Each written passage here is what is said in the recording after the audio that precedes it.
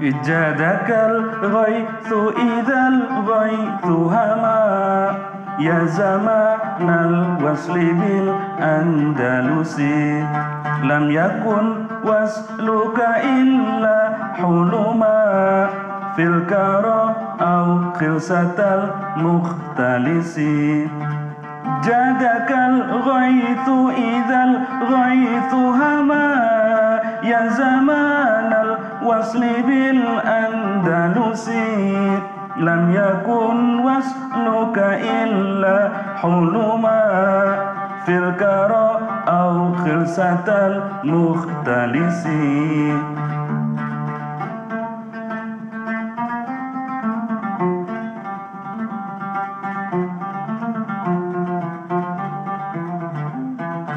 في ليال كتمت سر الهوى بالدجى لولا شموس الغرار مال نجم الكاس فيها وهوى مستقيم السير سعد الأثر حين لذ النوم شيئا أو كما هجم الصبح هجوم الحرس غرت الشبه بنا أو ربما أثرت فيها عيون النرجس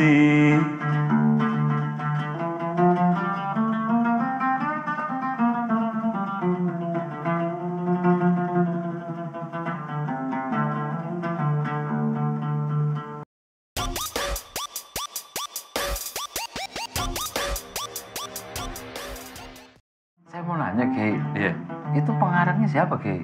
Soalnya ketika dinyanyikan tadi kayak saya agak ke bawah-bawah gimana gitu. Ke jelasnya gimana? Dahsyat ya. Dahsyat luar biasa ya. Ini syair milik Lisanuddin Ibnul Khatib. Beliau hidup sekitar abad ke-14 di Granada. Granada itu Andalusia. Andalusia Ya, sekarang negara... Spanyol. Oh, Spanyol. Eropa ya? Eropa Barat. Jadi beliau itu bergelar Dzul Wuzaratain. Artinya? Memiliki 2 kementerian, 2 jabatan. Jabatan pertama Wuzaratus Saif, memang dia seorang mujahid, ya, turun berperang ketika menghadapi orang-orang Spanyol dari Castilla maupun dari Aragon. Jadi panglima lah. Panglima, salah satu panglima perang. Yang kedua, Wuzaratul Qalam. Dia itu seorang penyair, seorang sastrawan, karya-karya penaknya luar biasa. Nah, puisi yang tadi kita dendangkan bersama, ini kisahnya, ceritanya di Granada itu ketika dia menjabat terjadi konflik. Terutama pasca rajanya meninggal dunia, kemudian terjadi inilah apa namanya kekacauan, geger politik yang akibatnya dia harus terusir dari Granada. Dianya ini beliau nih Lisanuddin Ibnul Khatibnya ini, sehingga dia lari meminta perlindungan ke Maroko. Jadi harus menyeberangi Selat Gibraltar dari Andalus ke Maroko itu. Maroko itu kan Afrika Utara. Iya. Jadi dari Eropa. Iya, dia minta perlindungan ke kerajaan Maroko. Waktu itu Bani Murin, penguasa di Marokonya. Selama dia di Maroko meninggalkan negerinya Granada, Andalusia yang indah alamnya, kemudian pegunungan, pepohonan, dan suasananya yang selalu teduh, tenang dengan hujan yang selalu turun. Nah, ini terkenang menjadi sesuatu yang nostalgia, ingin kembali ke asal kelahirannya yaitu di Granada, sehingga puisi ini tercipta. Oh, jadi intinya puisi ini makna artinya itu, Ki. Iya. Jadi dia kangen dengan kampung halamannya. Pada kampung jadi halamannya. Spanyol zaman itu, ya hari ini saya kenal Spanyol, itu seperti Indonesia, Ki. Negara subur. Iya, alamnya seperti Indonesia. Nah, maka jenis puisi ini kategorinya namanya muasyah. Muasyah al-Andalusia. Ini biasanya tema-temanya romantisme, kemudian tentang keindahan alam dan kenangan-kenangan yang terjadi. Berbeda dengan puisi-puisi yang ada di Islam bagian timur. Ini kan Andalus kan Islam bagian barat nih. Kalau tema-tema puisi Islam bagian timur itu ya Sahara gitu kan. Kurang begitu ini dibandingkan wilayah Islam bagian barat. Kalau Islam bagian barat kan alamnya subur, luar biasa. Jadi tema-temanya pun keindahan alam, kemudian roman, berbeda dengan Islam bagian timur.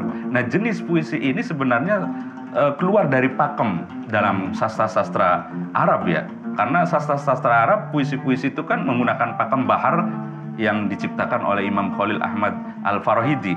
Nah, di Andalusia ini atau yang disebut dengan puisi muasyah ini keluar dari pakem bahar, bahar Rojaz, bahar Basit, bahar Tawil dan yang lainnya, atau yang disebut dengan puisi jalanan lah. Tetapi indah sekali puisi ini. Nah, di antara tokoh yang mahir di bidang puisi yang namanya muasyah adalah Lisanuddin Ibnul Khatib yang barusan kita dendangkan bersama itu. Iya.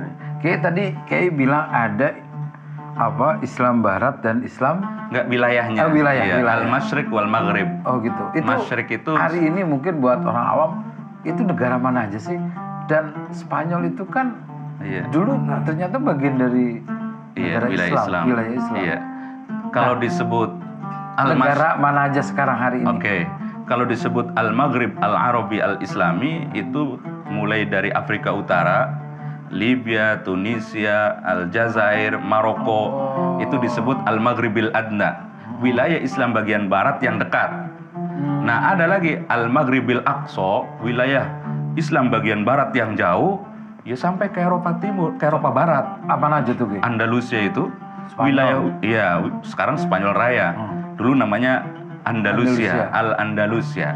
Itu meliputi wilayahnya Kurtuba, Cordoba, kemudian Granada, Granada, kemudian Isbilia, Sevilla, kemudian Barcelona, dan Al-Majriti. Itu Real Madrid. Real Madrid? Real Madrid. Itu yang membuat nama Al-Majriti atau Real Madrid itu orang Arab. Al-Majriti atau Real Madrid itu berasal dari kata majroyit. Majro itu tempat mengalir, yit itu alma, air. Jadi mungkin daerahnya pegunungan banyak air terjun di sana. Daerah puncak hari Iya, ini. kalau di sini mah Bogor. Jadi sesungguhnya Islam waktu itu sudah menyebar sampai dengan negara yang hari ini negara-negara yang sudah terkenal seperti kayak Real Madrid, Spanyol gitu ya. Itu semua kota-kota di Spanyol itu dulu Islam. Sejarahnya gitu, Islam sampai menyebar ke sana itu mungkin ketika pada masa pemerintahan Bani Umayyah melakukan perluasan wilayah Bani Umayyah ya, ketika menguasai wilayah Afrika Utara di bawah pemimpinnya namanya Tariq bin Ziyad, lalu menyeberangi Selat Gibraltar dan masuk ke wilayah Andalus itu. Maka wilayah itu masuk kekuasaan Bani Umayyah. Ketika Bani Umayyah yang ibu kotanya di Damaskus tumbang oleh orang-orang Abbasiyah, ada salah satu generasinya namanya Abdurrahman Ad-Dakhil lari dari kejaran Bani Abbasiyah dan menyeberang sampai ke Andalusia. Maka pada saat yang sama ada dua pemerintahan tuh di wilayah Islam bagian timur dikuasai oleh orang-orang Abbasiyah, nanti membuat ibu kota namanya Baghdad. Kalau Islam bagian barat, ibu kotanya adalah Cordoba. Cordoba tuh hari ini negara Spanyol. Oh, Spanyol. Oh, iya, Cordoba. Itu Bani Umayyah jilid kedua. Iya. Dan saya agak tertarik tadi ada Ad-Dakhil ya. Karena Gus Dur sendiri sebetulnya namanya adalah dulu diberikan ayahnya namanya Abdurrahman Ad-Dakhil. Iya. Nah, Ad-Dakhil itu artinya apa sih Kiai sebetulnya? Sang penakluk. Oh, luar biasa. Iya, menaklukkan wilayah Andalus. Nah, terus tadi dilanjut Kiai. Saya tadi terpotong tentang masalah tadi kawasan. Belum. Yang bagian timur ya? Timur. Ya, kawasan timur itu dikenal dengan Al-Masyriq Al-Islami. Itu meliputi Hijaz, atau Jaziratul Arab. Jaziratul Arab kan terbagi menjadi dua nih. Bagian utara namanya Biladul Hijaz, yaitu Makkah, Madinah, kotanya nih. Kalau bagian selatan namanya Biladul Yaman. Sampai sekarang juga namanya Yaman. Nah, selatan Yaman, utara Hijaz, keseluruhannya itu disebut Jazirah Arabia. Sampai sekarang. Iya, itulah bahasa Arab itu di situ. Iya, kalau ke timur nanti ada bekas kekuasaan Persia.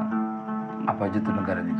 Irak, Iran, Afghanistan, kemudian wilayah Asia Tengah, Transaksonia, Uzbekistan, wilayah Bukhor, wilayah Khwarizm, wilayah Samarkand, sampai Tajikistan, sampai Mongol, sampai Belarus, negeri Rusia. Belarus itu? Iya, negeri Rusia itu. Iya, itu masuk wilayah Islam bagian timur.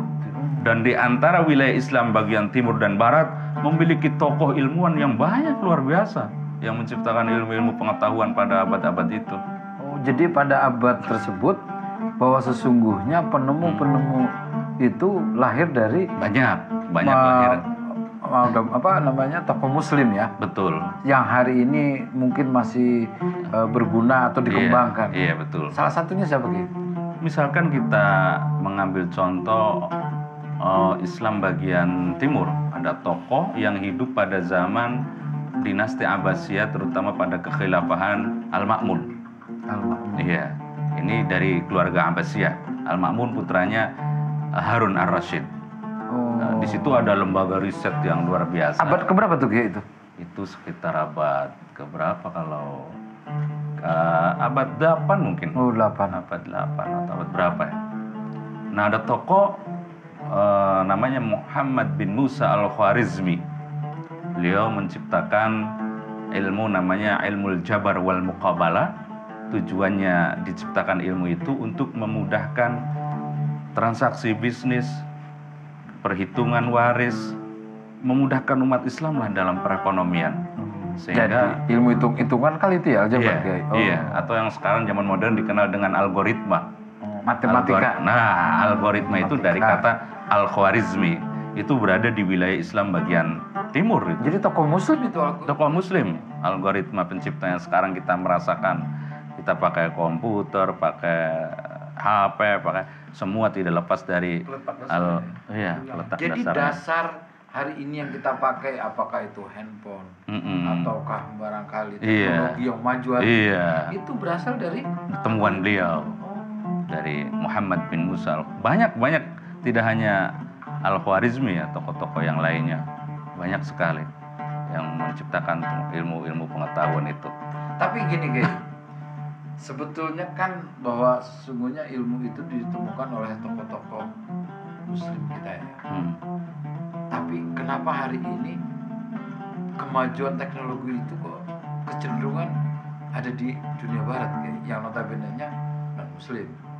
Itu ada sejarahnya gimana Ki?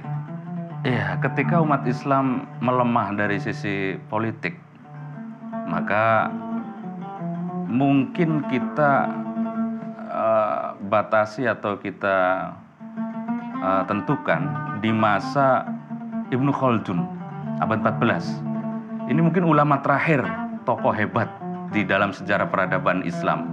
Pasca beliau keilmuan pindah semua ke Eropa dan umat Islam semakin menurun, semakin lemah sehingga menjadi negara yang lemah dibandingkan dengan bangsa Eropa yang terus mengembangkan ilmu pengetahuan. Terutama lagi di Islam bagian barat yang langsung bersentuhan dengan wilayah Eropa seperti Toledo, seperti wilayah Barcelona, wilayah Real Madrid, Granada, itu kan bersentuhan dengan Spanyol, Hispania atau dengan Prancis Selatan, sehingga banyak orang-orang Eropa atau putra-putra gereja yang mondok belajar ke kampus-kampus di wilayah Islam. Jadi secara perlahan pada akhirnya penemuan-penemuan ilmu pengetahuan itu mulai bergeser ke Eropa. Mungkin itu salah satunya, tapi ya banyak faktor sih sebenarnya. Tidak hanya sejarah Islam itu kan panjang. Iya. Kembali kepada kisah puisi ini, Pak Haji. Jadi memang puisi ini adalah rasa rindu sebenarnya, rasa kangennya Lisanuddin Ibnul Khatib ketika dia lari atas kondisi politik yang tidak menguntungkan baginya, sehingga dia mengalami rasa kangen rindu kepada negeri asalnya, yaitu Granada atau Andalusia yang sangat indah itu, sehingga terciptalah puisi ini. Judulnya apa nih? Judulnya Hujan Deras di Andalusia. Jadakal ghaitu idzal ghaitu hama ya zamanal wasli bil Andalusi. Idza hamal ghaitu jadakal ghait. Ketika rintik-rintik atau hujan mulai turun, maka turunlah hujan dengan deras. Itu artinya Itu ya? artinya. Jadakal ghaitu idzal ghaitu hama ya zamanal wasli bil Andalus. Zamanul wasl adalah waktu yang penuh dengan kenangan, yang penuh dengan nostalgia, kisah indah ketika di Andalusia. Lam yakun wasluka illa huluman. Sepertinya keindahan kenangan yang penuh nostalgia itu tidak bisa kita rasakan lagi hanya dalam mimpi. Karena dia sudah tidak tinggal lagi di Granada, dia sudah mengungsi di Maroko itu. Seperti mimpi sekejap. Lalu ketika bangun dari tidur sudah tidak ada lagi kenangan indah itu. Maka rasa rindu yang begitu kuat Lisanuddin Ibnul Khatib atas negerinya yang indah itu, sehingga membuat dia tergugah untuk menciptakan syair-syair tadi. Maknanya luar biasa, dan ini dikenal dengan muasyah Andalusia. Jadakal ghaitu idzal ghaitu hama ya zamanal wasli bil Andalusi. Lam yakun wasluka illa huluma fil kara au khilsatal mukhtalisi. Jadakal ghaitu idzal ghaitu hama ya zamanal wasli bil Andalusi. Lam yakun wasluka illa huluma fil kara au khilsatal mukhtalisi. Terima kasih. Kita nanti akan mendengarkan syair-syair lagi yang akan dibawakan oleh Kiai kita, dan kita akan mengulas kembali arti dan pengarang syair berikutnya. Terima kasih.